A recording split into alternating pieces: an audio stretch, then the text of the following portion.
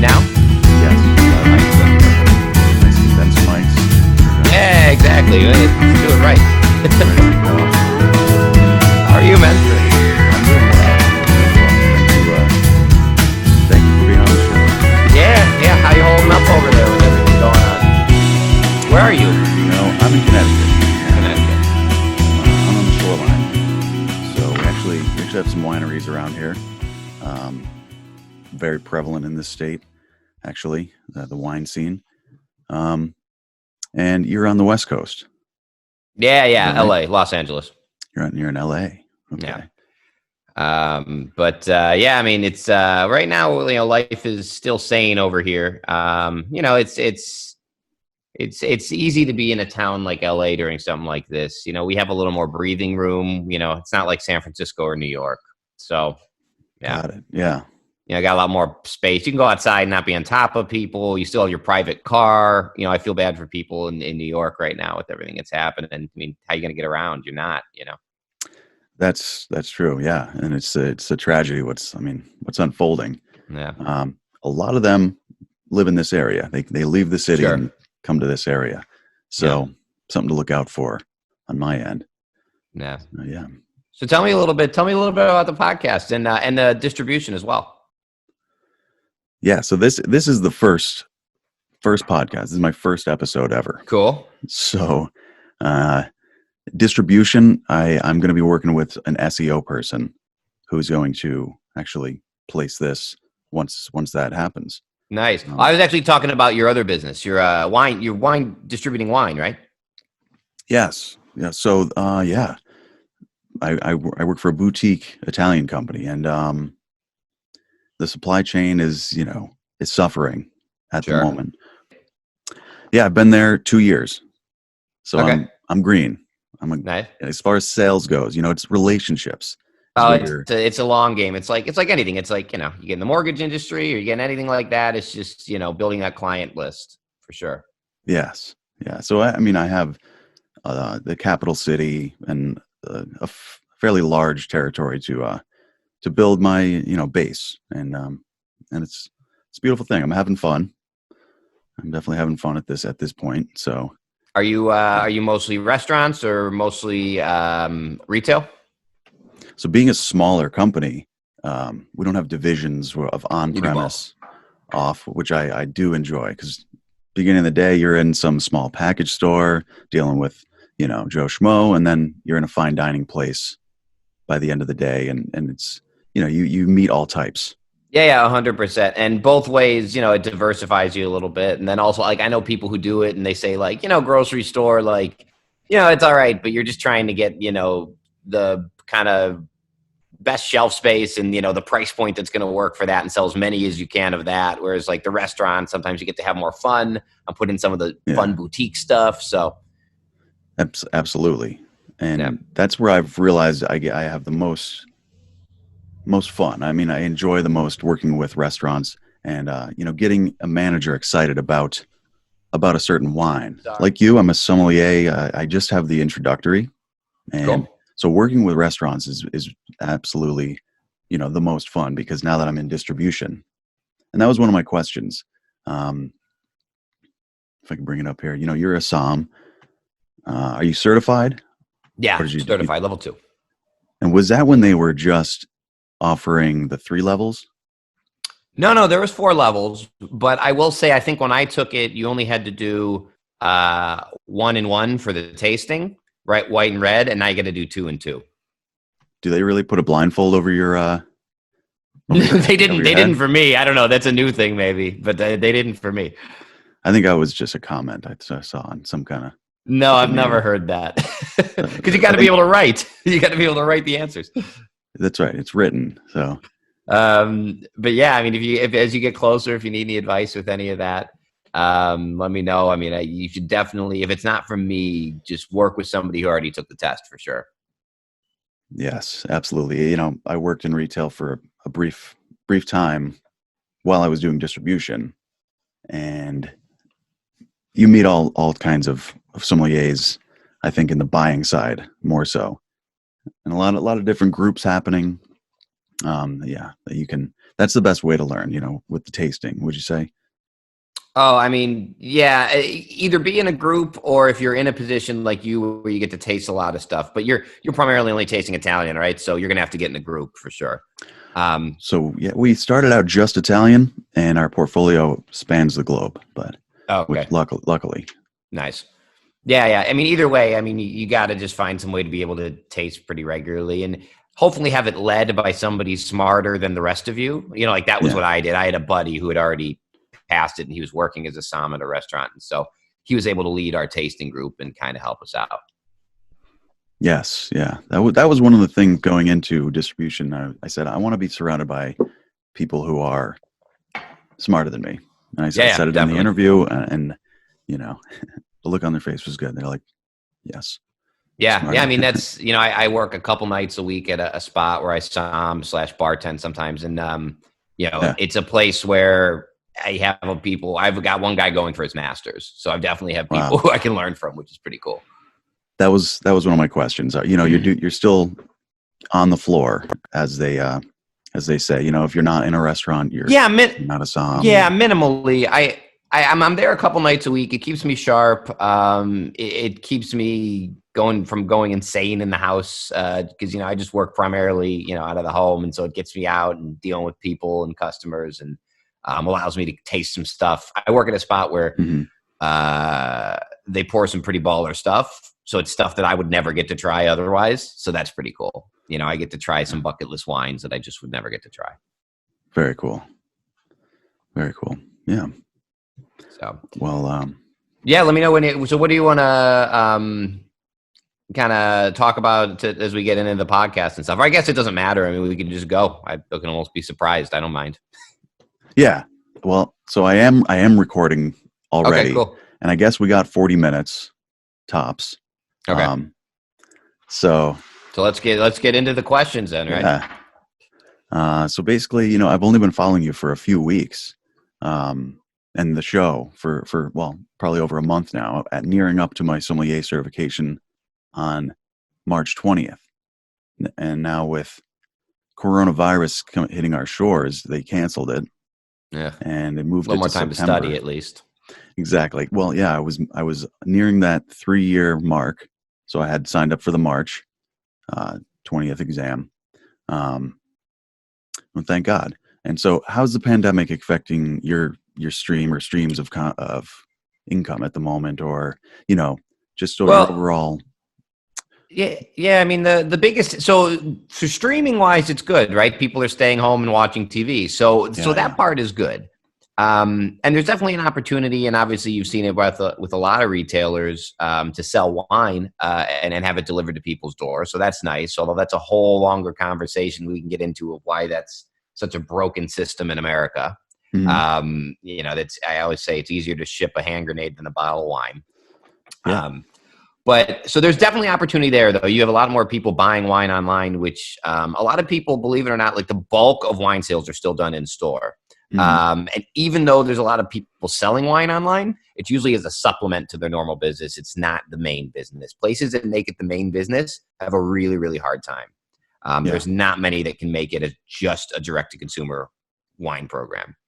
And then, so anyway, I'm sorry, back to your question of how it's affecting. The biggest thing is that season 3, I had planned to we film in summer and fall. And so all of that is up in the air. And this is the time where I talk to people and plan out and get funding for the episodes and potentially plan what we're going to do for the summer.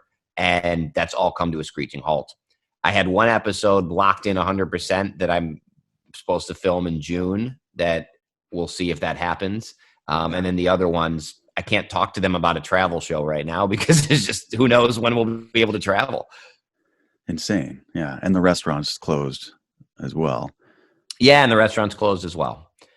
Are they doing delivery service? A lot of that is what we're seeing in Connecticut is 100%. Curbside pickup. And everywhere is converted to delivery, which is, it's good. It obviously at least gives the restaurant a source of revenue to, keep their doors open, maybe pay down their rent. And it also gives maybe some of the cooks and some people like that income. But front of house everywhere has been absolutely demolished. I mean, bartenders, servers, barbacks, bussers, there's no work for them right now. They're all pretty much unemployed. And it's like, all right, like normally I'm a big on entrepreneurship. I'd be like, all right, well, everybody can go start, go look for something else to do. But who's hiring right now? For a lot of these guys, and this is the skill set they have. That's not to say you can't get creative online, but you always want to do that from a position of strength, right? And these guys are now coming from a position of, they've lost their job. Maybe they only have so much savings. I thank God it happened at a time where I'm financially able to weather it. But if it happened to me when I first moved out to California, and I was just getting in and just putting away and had a new apartment that was paying too much for because I just needed to get a place, if the timing was different, it would be a completely different scenario. So I have a lot of empathy for people who are going through that. Absolutely. Yeah. I was bartending on weekends up until a few months ago as well. And, and so that's cool. I agree with what you're saying. Gotta keep your head on a swivel with you never know what's going to happen. For those guys, I hope that, I don't, and what's really scary is, for a lot of these guys, this is up in the air as far as how long it's going to go. If initially it was 2 weeks, and then it was a month, and now California is saying 2 months at the minimum. My gut says there's chance it could be even longer. So, what does that mean for these people? So it's definitely people are going to have to get creative and innovative in how they survive during this time. If you're, that's your only source of income, because who knows what life's going to be like for the next 18 months. Yeah. Well, you mentioned the streaming's doing really well. People can stream. It's remote. Yeah. And on that, have you heard over the years, you got a good radio voice. Is that what led to what you're doing now? Would you say? That's what I'm doing right now. That's sure. I've heard it. You do have a good radio voice. I will say that. I 100% agree. You're talking about wine all day in a tasting room. Every single day it would come up. So one thing leads to another, and No, I started. I actually started. So we talked a little bit earlier about the sommelier exam, and that's pretty much how I got into this. So I came out to Los Angeles. I was going to be a singer-songwriter, and when I did that for about 5 years, and it was great. We got to play all the spots on the Sunset Strip and do all those cool things you want to do if you're trying to be a musician. But when that was done, I was working in restaurants that paid the bills, and I'd always been in restaurants. I worked in restaurants through college. My parents owned a restaurant in Cleveland, so I've always been around them. And I had some mentors who really helped get me into wine and spirits, and I started studying for the exam.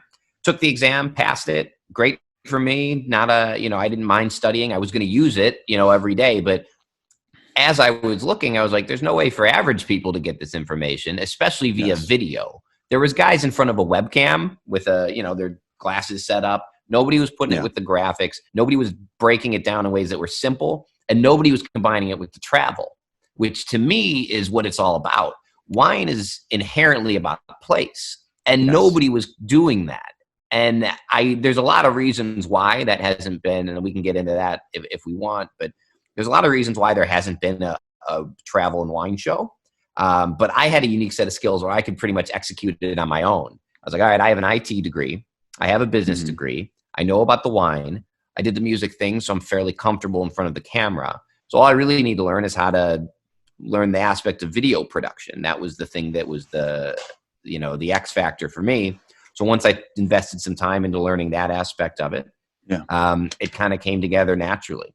And initially when I started, I always tell people, if you're looking at an idea, just start, because it'll evolve. I didn't start off to make a wine show. I started off to make a wine club that happened to have some videos involved that would help educate. And as I got into it, and then I released the first season of the episodes, the feedback I was getting, well, first I did it privately within my friends and family, my inner circle. And they were like, the show is good. And I was like, all right, well, let's see. And then I put it out. And then when I started getting tremendous feedback on the show, I was like, oh, I have something here. And so I kind of pivoted and switched to focus on the show. It's like you sound like a textbook entrepreneur. You saw a need and or the point of differentiation. You're hitting all the points. Kind of, it sounds like. Yeah, I'm big on just starting. I just going for what it is you want to go for, Mhm. and hustling and letting it evolve and take the course and not being afraid to pivot. It's definitely, I don't say that to be like it's all glamorous. It's definitely exactly what people say, right? It's the hardest thing you do in your life. I have days where I'm incredibly unproductive. I have days where I'm disappointed in myself, but then Yeah. you have some days that are amazing. So it's that Yeah. classic, it's exactly what people tell you. I feel that. I mean, going back, we did speak earlier a little bit. Being in sales, it's my business at the end of the day. That these Yeah. interactions, these people, relationships that I will take with me as I grow in the industry. And it sounds like that's what I'm doing as well with this, using the video and audio production skills that I got a degree in, and I saw Gary Vaynerchuk, for instance, Yeah. had Yeah. told, Huge idol of mine for sure. you must know of him. Gary had told me, storytelling in business and how it's everything. Would you agree with that? I mean, that's the premise of the show, right? I wanted to tell the stories of the people and places behind the wine. Hmm. 100%. I also think too, I mean, storytelling / like find your niche. Like I'm a really, not to brag, but I'm a solid educator. I know that I'm really strong at that. I'm really good at breaking down concepts for people that maybe were inaccessible beforehand. I was doing that when I was doing tech. When I was doing IT, I was kind of the guy that could take it from the guys who were very high level, and somebody has to be able to explain that to the business person. While they don't need to know all the details, but they need to understand concepts, and that was something that I found that I had a strength in. And so I decided to play to that strength. And so, if it's education is your strength, great. If it's entertaining, and you're funny, or you're talented in that regard, great. Like whatever it is, like steer into that and double down on your strength. Beautiful. I'm so Bourdain and Alton Brown I love how you say that's what the show is a mixture of. Have you met those guys? No. So one of obviously Bourdain. So I had a couple goals, high level goals that I wrote down at the very start of this journey, and one of them was to get Bourdain on the show. Obviously, cannot happen. And Yeah, so yeah, all I can do in that regard is just continue to to use that as inspiration to achieve something similar to what he did, which is you know he really changed food culture in America from something that was meant for maybe more affluent people, to something that was interesting and connected to place, in the same way I see wine, right? He yeah. took food and made it connected to the place that you got it from, and he opened up people's palates and minds to try new things, and that's like 100% what I'm trying to do. I always tell people, listen, Yeah, good if you genes. only want to drink Napa Cabernet for the rest of your life, God bless you. You are more than welcome to do that. But to me, you are missing out on a whole world of wine that's truly incredible. Yeah, And so, people always ask, like, what's your favorite wine? What's your favorite wine? It's like, well, it yeah. depends kind of what I'm eating and like what I'm feeling. That's the Mhm. beauty about wine, is how diverse it is. Um, Absolutely. yeah. And then Alton Brown, no, not yet, but he's still on the checklist. He still Oh could yeah, happen one day. We'll see. I think so. I think so. Yeah, that show, growing up, coming home from wrestling practice, cutting weight, and he's just breaking down the science, like your nerd Yeah. Yeah. facts. Yeah. Very good. I mean, it was unbearable, but I was learning a lot. Uh, so you talk a lot about gratitude. Is that a mindset? Would you mind expanding on that? Yeah, well, if you listen to Gary Vee, that's his thing too. But it's just, everything is all about perspective. And I just posted something a couple days ago. I was like, man, like I'm a grateful person. I'm a guy who really appreciates, like, tries to do a good job appreciating, the mundane things in everyday life. And even I, with everything that's happening with this coronavirus, was taken aback by what I had taken for granted. You know, I'm not trying to, you know, it's this weird balance where like a lot of people are, you don't want to complain about the circumstances because then it'll be compared to things that are really, really, truly awful, right? Like I still have my health. We're still able to stay inside. We're able to eat and drink and have fun. And we have the internet, we have TV. And so this is a cushy sort of restrictions that we have. But at the same time, I don't want to minimize what people are going through. You know, the reality is the bulk of the world has never had to do anything like this, has never had to do these type of sacrifices. And if it's teaching me anything, it's just teaching me that like I used to have days where I didn't want to go to the gym or I didn't want to go to work. And I can't wait to go back to all those things. Or going to get sitting in a coffee house and getting a coffee. You know, just the privilege that we have and knowing that there's places in the world and places in America, people in America who don't have those privileges all the time. You know, that's something. There's people who are, you know, God forbid you're sick or you're in an area where, you know, you don't have those opportunities. I'm out without them for 2 weeks now and I'm going insane.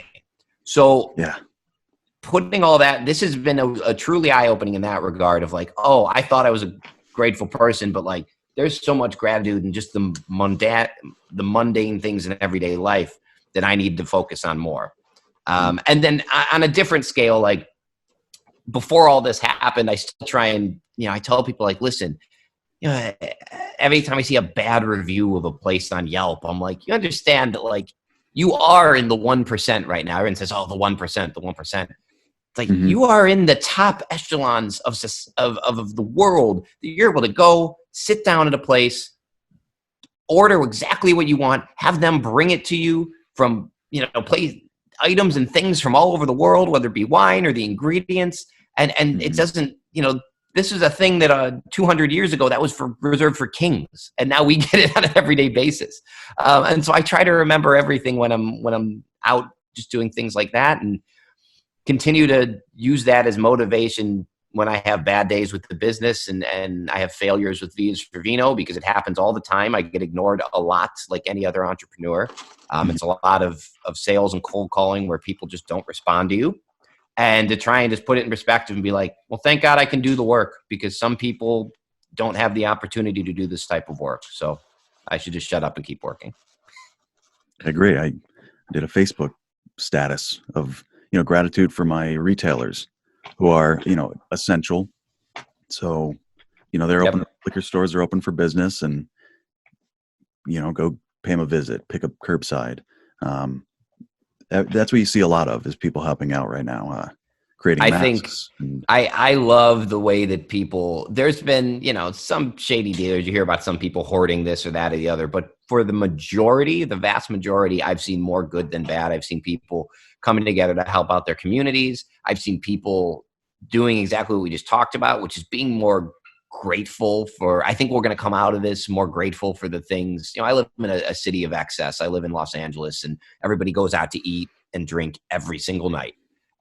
It's just kind of the way it is here. I know New York, in big cities, it tends to be like that. But even in the suburbs, I'm from a suburb of Ohio, and, you know, you can go down the road and just grab a burger and hang with your friends. And I think we're going to come out of this in a better mindset than we were before, which is going to be the silver lining to all of this.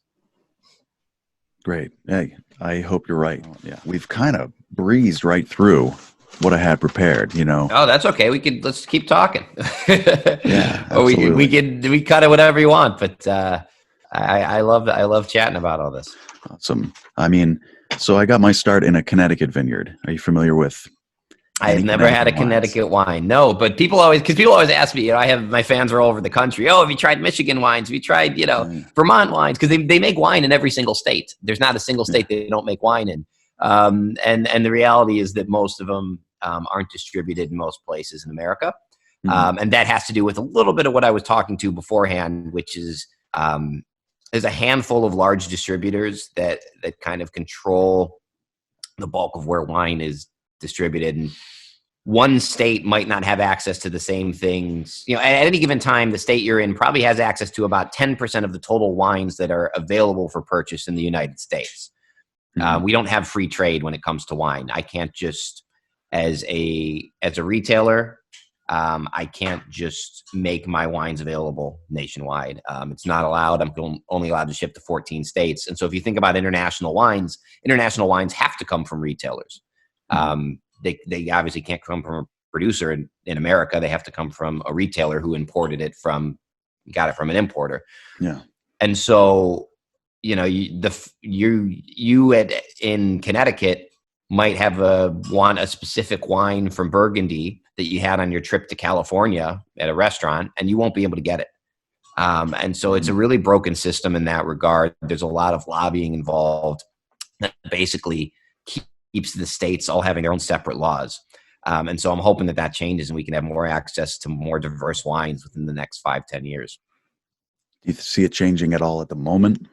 Yeah, there's a big Supreme Court case about, I think, February last year. They came on with a verdict June of last year that basically said, so the heart of the issue, it's a pretty diverse, a pretty in-depth issue rather, but the heart of it is that retailers are not allowed to ship state to state, and wholesalers control the means of distribution. So everything has to, by law, go from producer to wholesaler to retailer.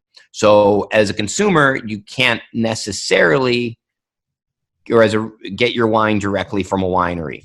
And so it's called the 3-tier system. So, you know, top, producer, middle, distributor, bottom, retailer, and then eventually to you. It also marks up the price because everyone wants a cut. And the states have separate laws on the books that basically dictate the transportation between the states of retailers. And the Supreme Court case basically said, no, that's not legal based on the Commerce Clause, which says you have to allow free trade between the states. And so they passed the Supreme Court case that basically said they're going to have to change, but compliance always happens slower than decisions. And so in about 3 to 5 years, I think we'll be able to, as retailers, go anywhere in the country, which especially is important. It didn't used to be a big deal when people were still walking into the store, but now everything's online and people buy online. And so it'll be a big deal because we'll be able to, have this really robust e-commerce wine trade that didn't exist before. Will that affect, traditional retailers? Like, for instance, Clay Shannon Ridge, I sell his wines now. Him and Gary Vaynerchuk, he said, graph it out. Retail's growing less. Is that? Yeah. Oh, really, it's yes and no. So the first thing I'll say is that if you're a consumer looking for a specific wine, the first thing you're going to do is go to your local retailer because you don't want to pay for shipping and you want it instantly. You don't want to wait. The only way you're going to, at the start at least, the only way you're going to go to an online retailer for a wine is if none of your local retailers have it. That being said, in the long term, yeah, definitely. In the same way that Amazon has disrupted the retail model. But, I'm big on a meritocracy. And I think that you've seen some retailers start to adapt to not only online presence. There's no reason that the traditional retailers cannot adapt to online presence, number one. There's almost no cost no barrier to entry is the first thing. And then the second thing is that, how can you differentiate your product? You've seen a lot of retail stores now go into more consumer and experience-driven services rather than just, selling the product. And so who's going to come up with the innovation that's going to do that? Maybe Bezos, perhaps Bezos. Yeah, and that's the concern, right? Is that it'll be a giant conglomerate. It'll all go through one. But you know what? The economy, it wasn't long ago that everybody was worried about Walmart. And, now Amazon has kind of disrupted Walmart. And so it ebbs and flows. And I do think that absolutely American entrepreneurs are incredibly creative and find ways to differentiate their product from some of the, obviously our retailers hurting 100%, but they're going to start to adapt. Same way movie theaters. Everybody was, now everybody's got, home theater systems that can rival movie theaters. Nobody's going to go see movies. So what do the movie theaters do? They say, all right, what can we do different? Can we, luxury seating? Can we sell drinks? Can we sell food? Can we enhance the screens and make it a better product for the consumers so that they still want to come here because it's way better than what they do in their home? So I think the competition will lead to innovation. I truly believe that. That's beautiful. Yeah. Do you think consumers will be privy to what you're saying and, kind of adapt to the times and really, I mean, that's what they want in the I end. think I think like I said, I just think competition is a good thing. I think Yeah. consumers, not initially, but I think you'll start to see more and more people and places and online retailers like me get creative in how they reach consumers and educate.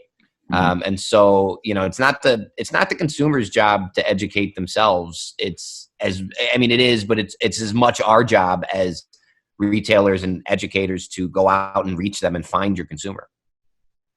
And it's more easy. It's easier to do that than it ever has been. Used to be, how are you going to do that if what are you going to do? Local TV ads or radio spots? With the internet, we can reach anybody, anywhere, anytime. And that's exactly what I'm doing here. Yeah, I mean, not to beat a dead horse. Yeah.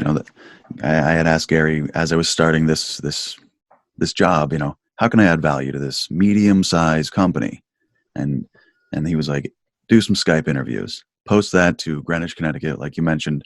That's the top 0.1% of the world. Believe it or not, I mean, Connecticut, go figure, where I grew up. But yeah, what is it? What we were saying about the distribution chain, the supply chain? What does that mean for, and how it's evolving into more direct to consumer? What does that mean for a small medium company like Angelini Wine?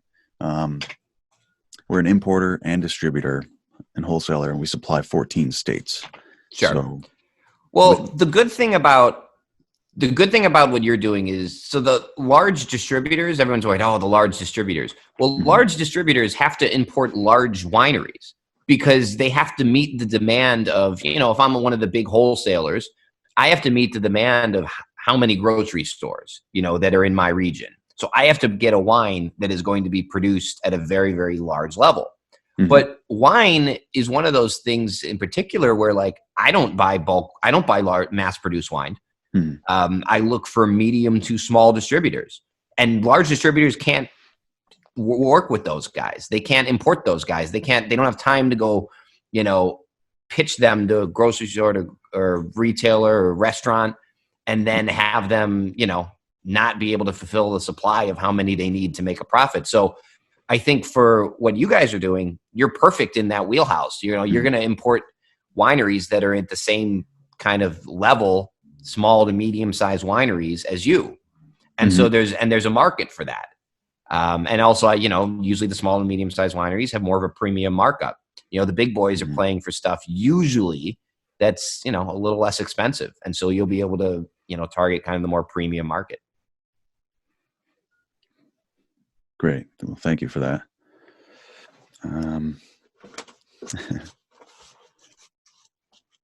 Well,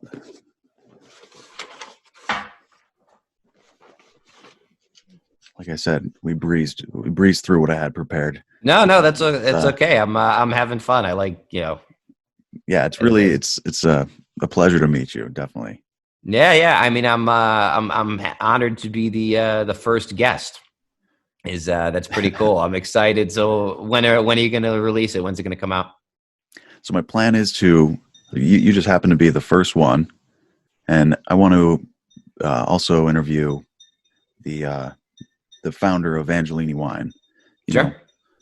We have some vineyards over in Italy. We're a producer, so that's the idea. Producers, innovators in the space. Like yourself, people who are like at the top of the industry. Nice. And yeah, so very soon I'll have my website should be ready. I'm using a platform for distribution that won't get seen on Google so much at the moment, but so I'm going to work with an SEO person to make sure I get it out there and get some and that's, and the game. I mean, it's the it's content, right? Like you're not going to come up when you Google it, but you might come up when you're you have the blog post or the podcast or the the social media content that's relevant to what somebody's searching for. When they're looking for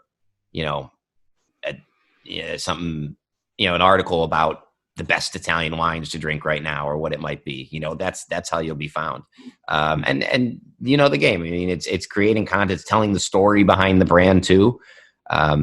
Your market is definitely the type of market that's going to be, I think, interested in smaller production wines and knowing the story and the people behind their wines for sure. Yeah, absolutely. So that's what I'm doing here. It's going to be added value media for my, the company I work for, the consumers at the end of, who are drinking the wine at the end, our retailers, our customers. And then, for my own personal portfolio, I'm just producing a podcast like we mentioned. Well, I don't envy. I know how challenging your job is in particular, not the podcast aspect, but the distribution aspect. It's very tough. If there's one aspect of the business, me and the show that I can't stand, it's the sales. It's a challenge for me. It's hard to cold call and get rejected and keep your thick skin and keep going with it. So I have, a lot of respect for what you guys do, because I know it's pounding the pavement. It's walking in and shaking hands. It's good old fashioned sales. Well, what kind of sales, if you don't mind me asking, like what? Yeah. So, what are you looking to so the sell? way the way the show is primarily funded is working with sponsorships, whether it's brand sponsors, whether it's tourism boards, whether it's wine boards. That's the way that the show is usually funded. And so, trying to find brands that align and make sense with the message, while simultaneously, it can't be an advertisement. It's got to be a show still. My number one thing is, you mentioned it, providing value to the consumers. And so, as much as I may want to go out and feature some brand because they may pay for the episode, if they want too much of the message, that's a challenge for me, because at the end of the day, the show has to serve the consumers. And at the end of the day, it's better for them. Nobody's going to watch if the show is an advertisement. So, but that can be tough. And then the other aspect is selling the wine. Now I do sell the wines from the show. And that is something that I'm hoping to expand in the next couple months, especially now that I have time to focus on it. Since we're not traveling and filming over the next couple months here. But once again, it's tough. I have, my license allows me to ship to only a handful of states, California being the main one and a couple other ones. So like I said, hopefully that'll change in the next 3 to 5 years of what we're allowed. But right now, retailers can only ship to 14 states. And that's if you go get all the separate licenses. So I'm hoping it can be all 50 sometime soon. I hope so. Yeah, absolutely. Absolutely. What else?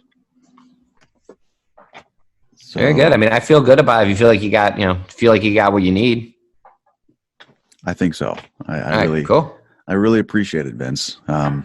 Yeah. This is going to evolve. This is the first one, and I really appreciate you, taking the time.